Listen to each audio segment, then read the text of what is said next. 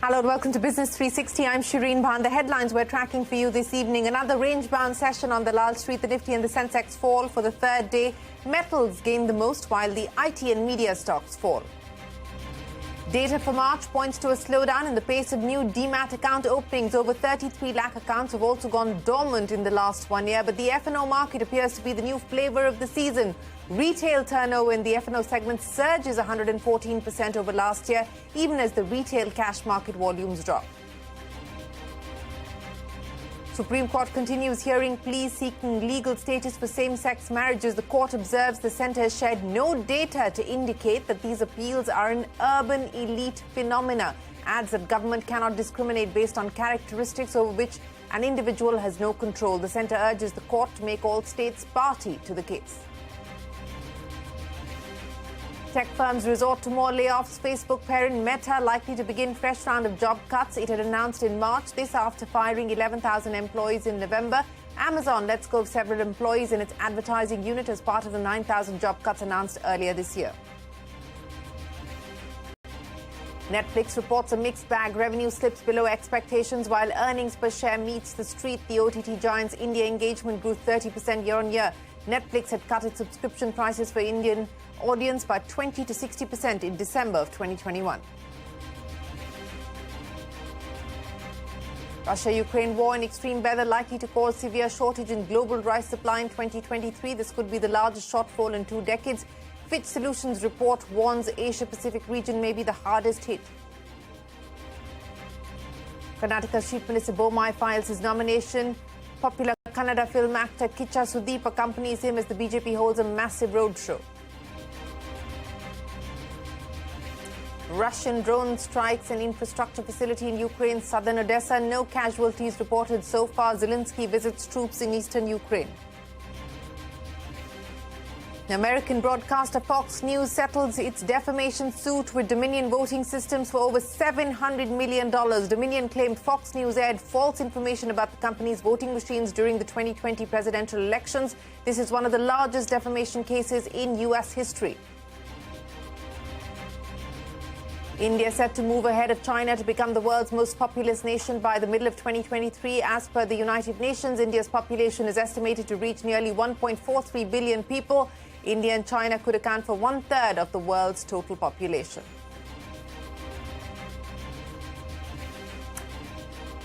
Well, first up, the market action of the day. Another volatile session where the Sensex and the Nifty ended in the red for the third session. Mid-caps and banks fell in line with the blue chips. Metals gained the most, and that index rose 0.5%, while IT and media stocks fell sharply.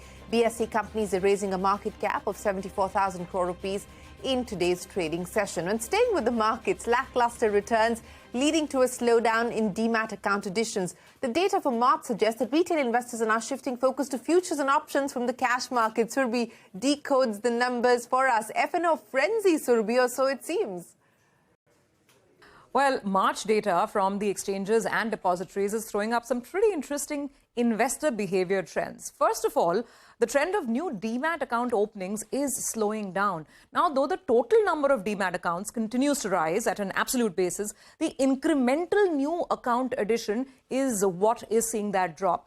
March actually saw 19 lakh new demat accounts being opened as opposed to 21 new lakh accounts being opened in February. In fact, this trend, you can say the decline has started in January after having a decent end to the year. The number is also well below the monthly average of 29 lakh new demat account openings that we saw throughout FY22. So if you average out every month of FY22, then we were at 29 lakhs. That number for March is down to 19 lakhs. So that tells you about the pace of the decline. Now, lackluster markets are probably the key reason behind this drop in fresh demat account openings. And that could also be the factor behind the steady decline seen in NSE's total active client base, which has been falling for 9 consecutive months, according to Motilal Oswal, and it's come down to 326 lakh accounts in March.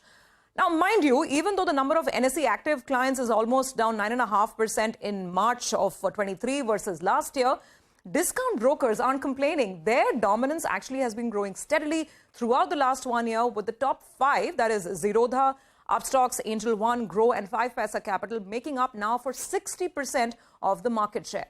Let's come to another interesting trend, and this is retail investors, or should I maybe say retail traders, increasing their interest in the futures and options market. Let's look at the basic turnover trends to begin with. Now, despite the market remaining absolutely flat over the last 18 months, average turnover has been pretty healthy. In fact, it's up from 95 lakh crores in March of 22 all the way up to 236 lakhs crores. That's almost 150% jump in that 1 year period. Now, this is largely courtesy the rise in F&O volumes. Let's look at the average daily turnover in the F&O segment, which is up in March 148% over last year, and it's a 13% increase compared to February 23. It's not just seasoned traders, but retail has also decided that it doesn't want to miss out on the F&O opportunity. Motilal Oswal points out that retail segment average daily turnover has grown about 12.5% in March over February, the month-on-month growth if you're talking about Feb 23 and March 23. But the more stunning comparison is on a year-on-year basis.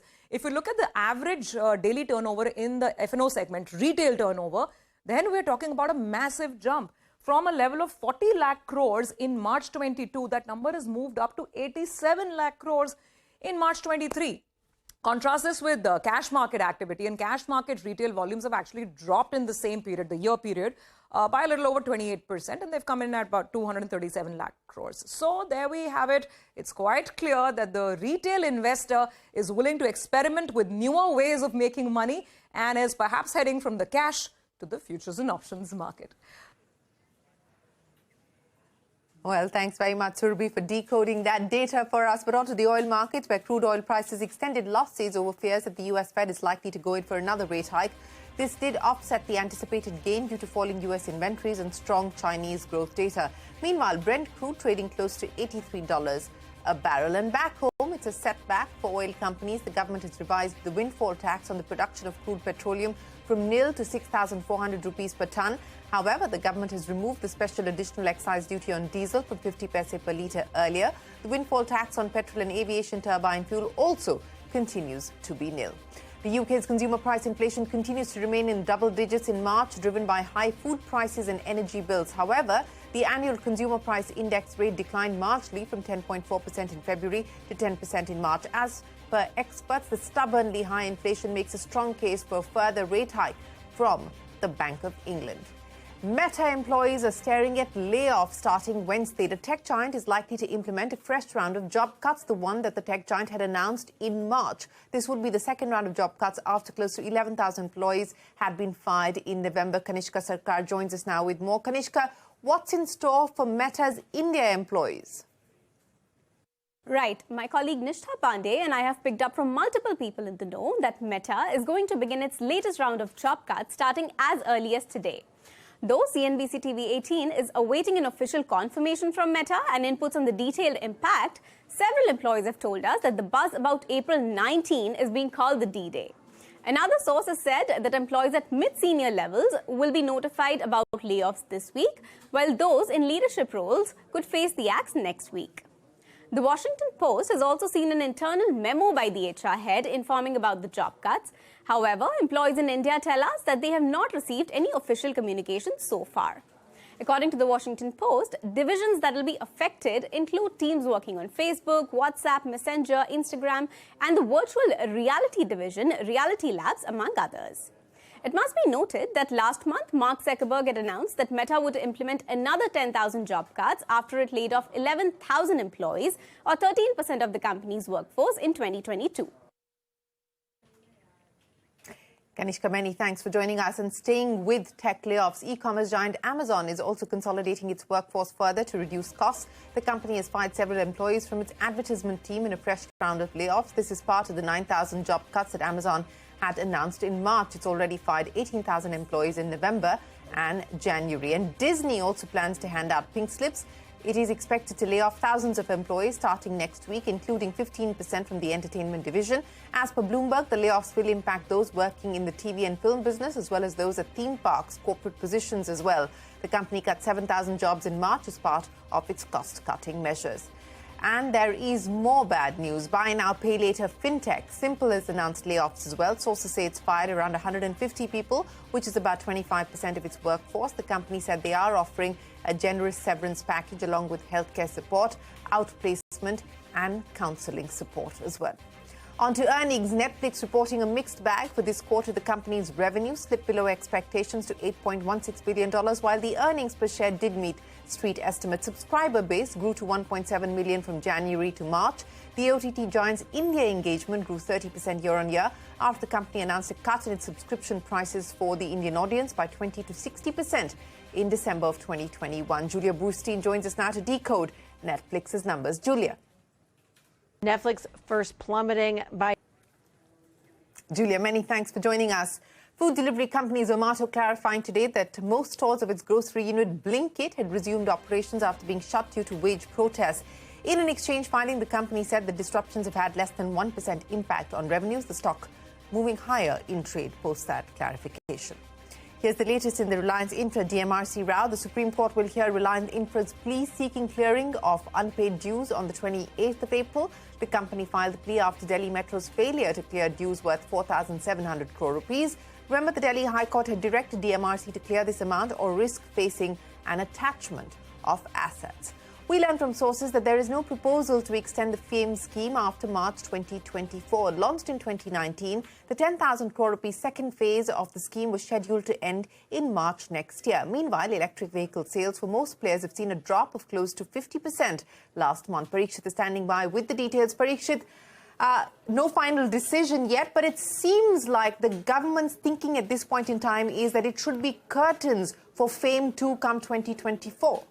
Well, that's absolutely right. We just spoke to some top sources in the government and they clearly told us that at this juncture, there is no proposal, absolutely no proposal to extend FAME subsidies beyond March 2024. Now, this was an issue creating a lot of uncertainty for the industry because since 2019, there are massive subsidies being enjoyed by the EV industry. For example, two-wheelers, they get subsidies up to 60,000 rupees. On electric cars in the shared mobility space, they get subsidies up to 1.5 lakhs. On three-wheelers, you get subsidies up to 50,000 per product. On buses, up to 40,000 of the electric vehicle bus. Now, if these subsidies are suddenly removed, then companies will have to start absorbing some of this cost, maybe also passing on the cost to the customer. Therefore, the Parliamentary Panel Industry very recently had recommended an extension of the FAME subsidy beyond March 2024. SMEV, the industry body for electric vehicles, had said that yes, at least 3 to 4 years timeline is needed for the industry to start working beyond subsidies as well. So yes, the EV companies are worried about a massive disruption. At the same time, there are regulatory issues and a probe which has been on since May last year, which is having some sort of impact on demand and sales as well. Even though overall EV sales in March were up 57%. And if you look at the whole of FY23, the sales were up almost 187%. We do see a drop in sales in the last few months, especially in the month of March, for certain players to the extent of 42 to 43%. Hero Electric and Okinawa were players whose subsidies were suspended by the DHI, and they have seen a drop in sales on a year-on-year basis in March to the extent of 45 and 48%. A total of 16 companies have had their subsidies put on hold because of different kinds of probe that are underway due to misappropriation of subsidies and pricing issues as well. All right, Parikshit, appreciate you joining us. Important story there, as we've been pointing out, government sources suggesting that there is no plan as of yet to continue with the FAME scheme beyond 2024. But of course, a final decision is yet to be taken. Time for us to head into a short break. But up next, the Supreme Court continues hearing pleas seeking legal status for same-sex marriages. That and more when we return.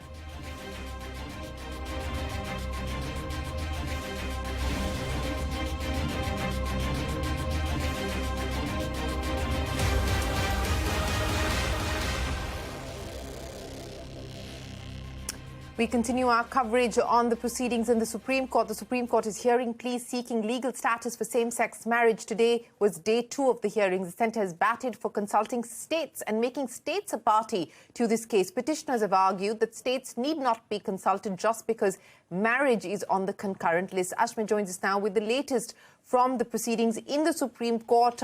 Mukul Rohatgi, one of the petitioners in the matter, has finished arguing. Abhishek Manu Singhvi now arguing the matter. The centre has said make states a party to the case. Ashmit, take us through what has transpired in court today.